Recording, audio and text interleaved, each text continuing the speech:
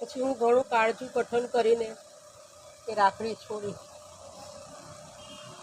છોડી અને હું ઘરે આવીને 1 કલાકમાં જ એમનો દેહ મુકાઈ ગયો. મતલબ આ રક્ષાબંધન એક ધાગો નથી, એ એક દોરો નથી, એ રક્ષા છે. કે રાખડી હોય ત્યાં સુધી યમના દૂત પણ એમને સ્પર્શી નથી શકતા.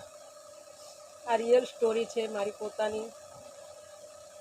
એટલે તમે બધા ભાઈઓ બહેન રાખડી બાંધવા આવે તો ખુશી ખુશી બંધાવી લેજો.